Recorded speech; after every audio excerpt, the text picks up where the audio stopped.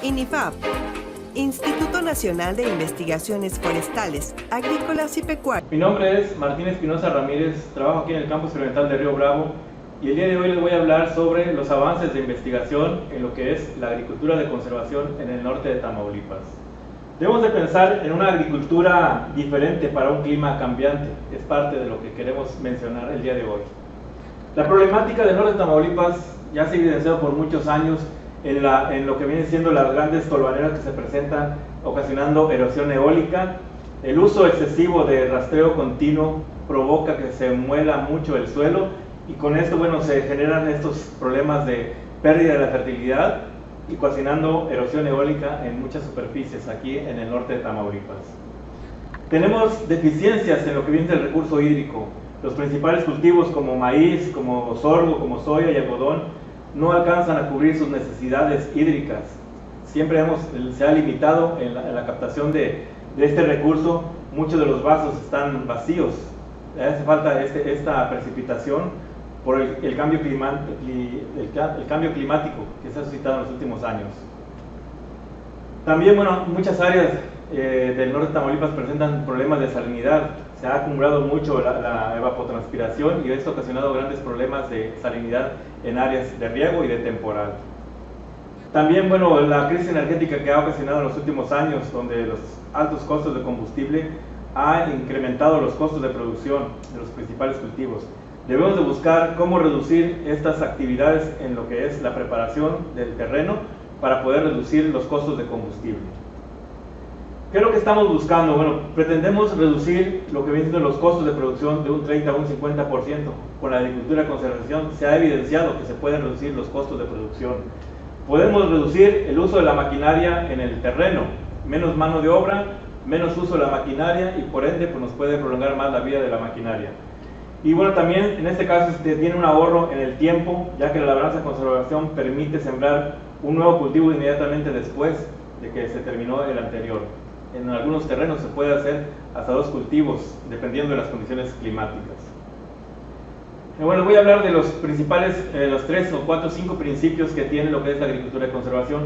Primero, debemos de reducirnos a un movimiento mínimo del suelo utilizando este tipo de equipos. Si bien este equipo es de alto costo, también los hay de bajo costo, como estos equipos de mediano tamaño, con los que se puede hacer una agricultura de conservación aquí en el norte de Tamaulipas y están accesibles a los precios para los productores.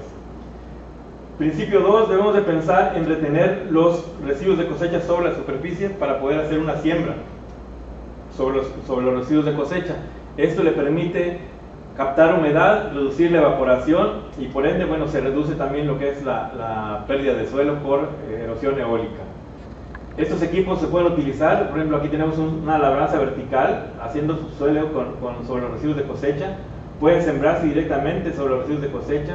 Bueno, los equipos que se utilizan para desbarar, para desmenuzar los residuos de cosecha, que también aquí se pueden utilizar en el norte de Tamaulipas.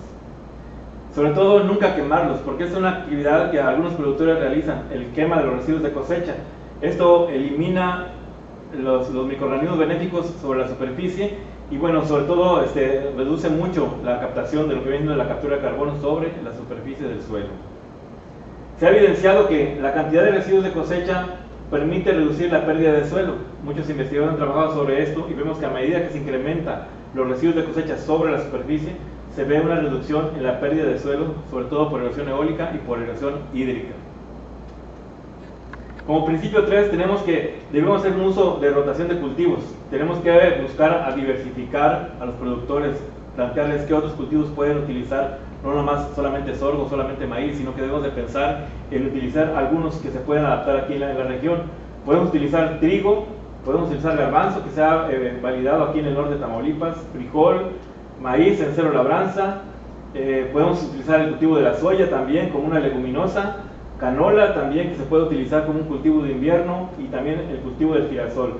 Estos cultivos se han evidenciado, se han podido validar aquí en el norte de Tamaulipas que se pueden establecer como cultivos de rotación después de un cereal como el sorgo o como el maíz.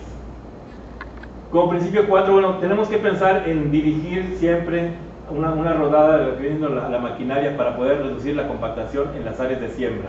Si vemos aquí un sistema de camas anchas de 1.6 a 1.8 metros, Cuando sembramos maíz podemos estar estableciendo 2 hileras de maíz en una cama ancha o 4 hileras de sorgo, y tenemos bien dirigido lo que es el tránsito vehicular de lo que vienen los tractores, la parte donde se puede utilizar sin necesidad de estar compactando la parte de siembra. Es parte de lo que debemos de estar buscando como un principio. Y el quinto principio es que debemos de buscar que sea rentable el sistema de agricultura de conservación. Debemos de pensar que lo que estamos invirtiendo nos dé una buena producción. Y bueno, esto se ha evidenciado que sí es posible mejorar la rentabilidad de los cultivos a través de lo que es la agricultura de conservación, porque reducimos nuestros costos de combustible al hacer el uso menos de la maquinaria. Y sobre todo buscar un equilibrio de los 3 componentes del suelo, la parte química, la parte biológica y la parte física. Tratamos de reducir e incrementar la porosidad, tratamos de mejorar los componentes químicos de fertilidad como nutrición, de nitrógeno, fósforo, potasio, y sobre todo mejorar la calidad biológica, incrementando los microorganismos benéficos que se pueden desarrollar bajo este sistema para poder lograr así un manejo sustentable del recurso suelo. Y aquí podemos ver un tamaño de agregado que se puede encontrar en lo que es un sistema de agricultura de conservación después de estar trabajando ya después de 5, 6 o 7 años. Vemos las lombrices que están trabajando, generando una porosidad, generando una degradación aquí de lo que es la materia orgánica, y la están desdoblando para hacerla más asimilable para los cultivos.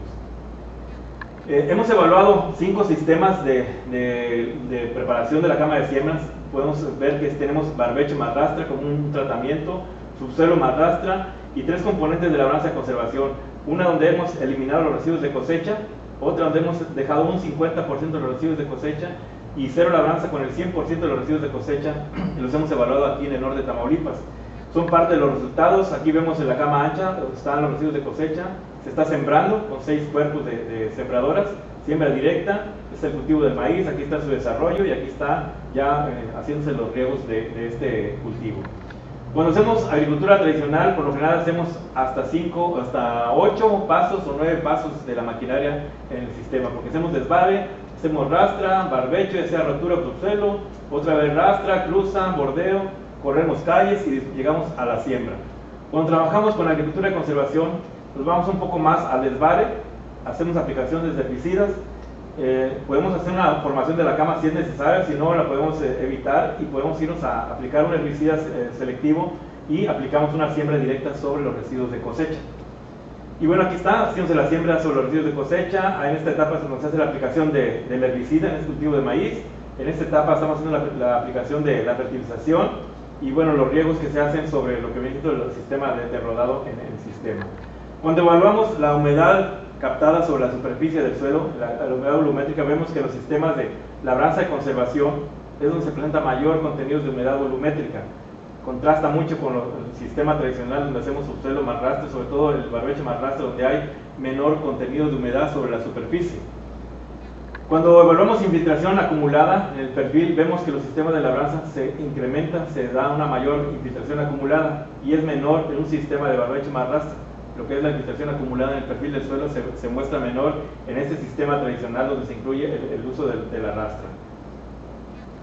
Si hacemos el análisis químico del suelo, si vemos el contenido de materia orgánica, hemos pasado de 1.7 en un principio que estábamos a 2.5 con los 100% de los residuos de cosecha. Esto es incrementando, adicionando abonos orgánicos, haciendo un uso racional de los fertilizantes y dejando los residuos de cosecha. Podemos incrementar los contenidos de materia orgánica después de 5 o 7 años de estar trabajando bajo este sistema. El contenido de fósforo también se ven mejores, se ven más en lo que es el sistema de agricultura de conservación y menor en los sistemas tradicionales. Los contenidos de potasio también se ven incrementados en los sistemas de labranza de conservación y menor en un sistema de rotura más rastra. El zinc como un microelemento importante en la nutrición del cultivo de maíz y sorgo, bueno, también se ve mejor, se ve incrementado en este sistema, se van mejorando sus contenidos. El manganeso como otro microelemento importante también se ve que se incrementa en este sistema de agricultura de conservación donde tenemos los residuos de cosecha. Y los cloruros y el sodio en este caso se ven menores, pero eso es importante y es benéfico para el terreno, porque si combinamos el cloro más el sodio nos da el cloruro de sodio, que es una sal. Entonces quiere decir que los cloruros y los sodios se pueden reducir porque se mejora la infiltración y esto favorece a que el cultivo se pueda desarrollar bajo un sistema de menor salinidad. También hemos evaluado lo que viene de los hongos benéficos. Tenemos, por ejemplo, el tricodermas, que son un organismo benéfico para los sistemas de cultivo. Vemos que se presenta en mayor proporción que algunos otros microorganismos que son perjudiciales para el cultivo. Vemos el sistema de barbecho marrasa, siempre se ven menores los microorganismos que están presentes en ese sistema. Si cuantificamos lombrices, que son organismos que están trabajando, desdoblando la materia orgánica, vemos que en los sistemas de labranza-conservación, ya sea con el 50%, con el 100%, incluso con el 0% de los residuos de cosecha, solamente en los sistemas de raíz que estén presentes, se ven mayor la cantidad de lombrices presentes, y sobre todo las grandes, las zonas que están ahí presentes, se están propiciando, se están reproduciendo.